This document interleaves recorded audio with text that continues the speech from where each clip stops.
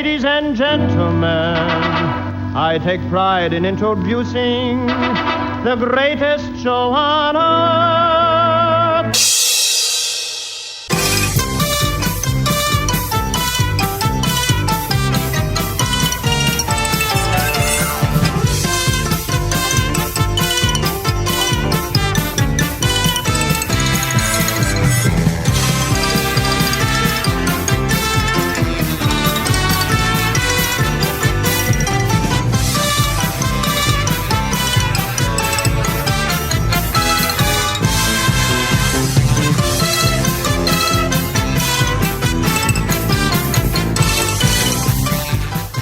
Welcome to the Uncle Floyd podcast. My name is Scott Gordon.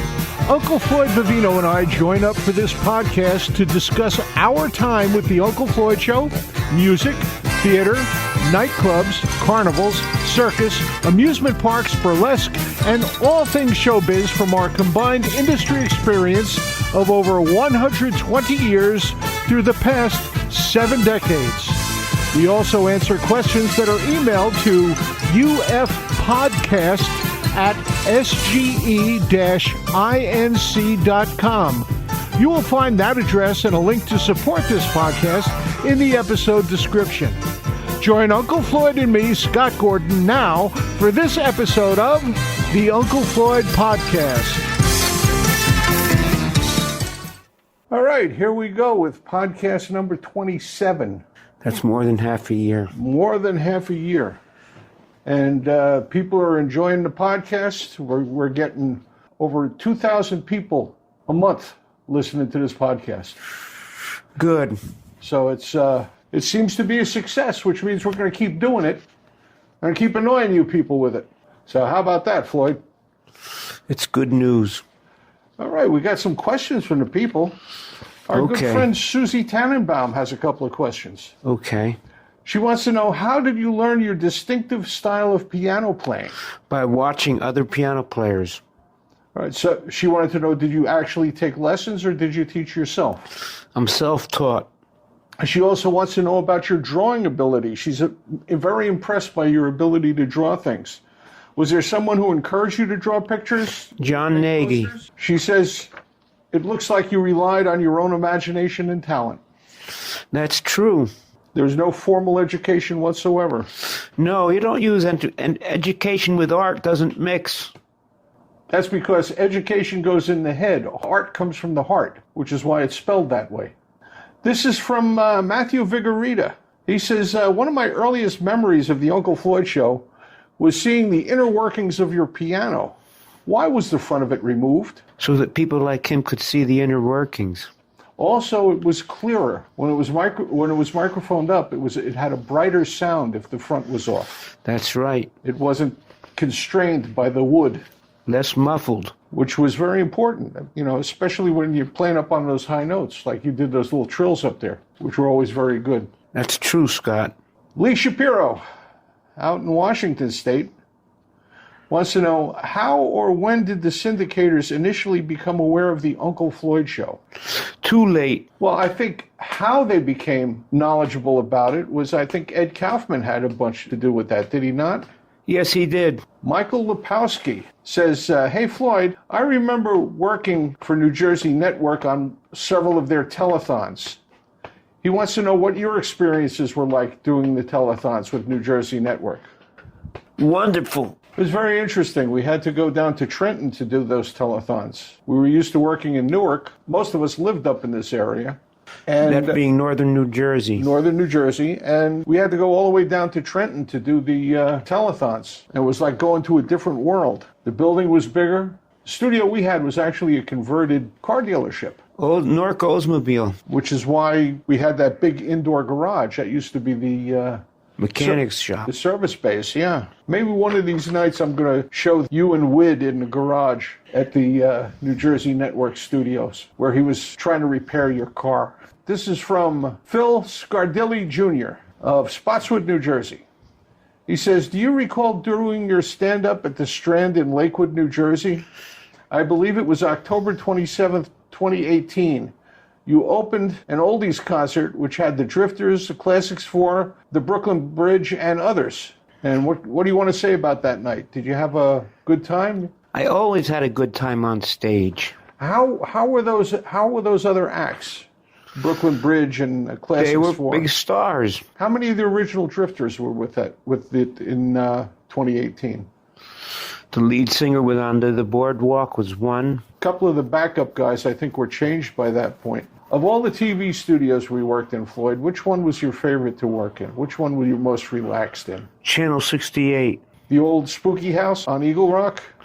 Yes, they call them fun houses now. They call them fun houses, not spooky houses anymore? Right, because it scares children. I remember one time we had a sponsor, Richard Jost. It was his company, Puppies and Pets. Was that the name of it? No, but you're close. It was Richard Jost was the owner of it. It was a pet store. And he had all sorts of fish and animals. Tropical Fish Emporium. Was that a Tropical Fish Emporium? Yes. Okay. Why would I say it if it wasn't? Oh, I'm just trying to remember myself. I don't remember it that much. Well, I remember for you. Well, that's a good thing because I forget a lot. I'll tell you that. One of the things about Richard Jost was one time, it was in the middle of the summer, I think it was July or August, and that station had no air conditioning in the studio. It was like 110 degrees in that studio with the lights and everything. And he brought a big container of hermit crabs. And he took the hermit crabs out and he put them on your desk. And we had no idea that the heat was going to wake up the hermit crabs. And all of a sudden, they all took off and started running all over the studio, and we chased them around. Of the 100 that he brought in, we could only find about 65 of them. I don't remember this. I remember this very well because for the next month and a half until winter set in, the studio smelled like an old fish market. They got into the walls behind the carpeting and everything else, and we could not find these things. So what's the punchline? How did it end? How did it end? It ended when the smell went away eventually. I think they replaced the carpet. That's one of the times that we got yelled at from that station, was when the hermit crabs got loose. Pat Cupo got us the carpet. That's right. He did. He did. Pat Cupo is now out in Las Vegas. That's where he's living. What would he do out there? I'm not sure what he's doing. I think he may be retired at this point. But there is a production facilities out there for TV and movies and stuff like that. We had a very interesting thing on the This Was the Uncle Floyd Show, the Tuesday night streaming show last week. I showed a program that had a band on called Sisters Without Habits. They weren't nuns, they were actually sisters. And they played to a background track, but they sang live. There was three women, very nice, did 2 quick songs. It drove everybody crazy because nobody could find any record on the internet of them. They searched them, they could not find them.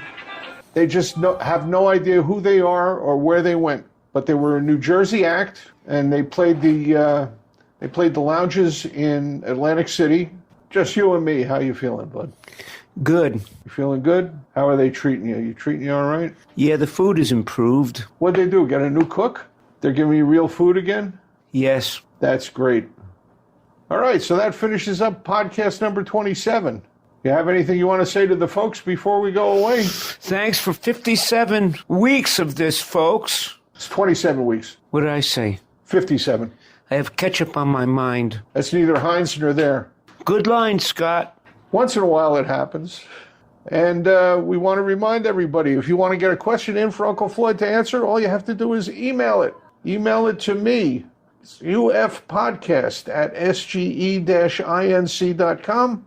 It's ufpodcast@sge-inc.com. And we answer them here. Anything you want to ask about the old TV show or working in nightclubs, working in circuses, Floyd can answer those questions. I can answer working in a couple of carnivals. Anything you want to know about show business. We've got over 7 decades of experience in this field, and we've seen a lot. And done a lot. That's for sure. So say goodbye to the folks, Floyd. So long, everybody, and thanks for having us in your homes or cars, wherever you're listening. Until next Tuesday night at 8 We have a date. with you. And if you want to get to This Was the Uncle Floyd Show, the live stream of segments from the old TV show, just go to theunclefloydshow.tv. That's theunclefloydshow.tv. Take you right to it. And we'll see you next time. Tell your friends about it. They want to know whatever happened to the Uncle Floyd Show. It's there in modern form. And we're here periodically on the Uncle Floyd podcast. And keep your eye on the podcast subscription, and you'll know when the next one of these comes up. They'll let you know.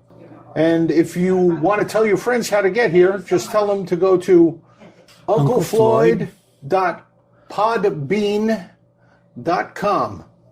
That's PODBEAN.com. See everybody next time. At Tuesday, we have a date.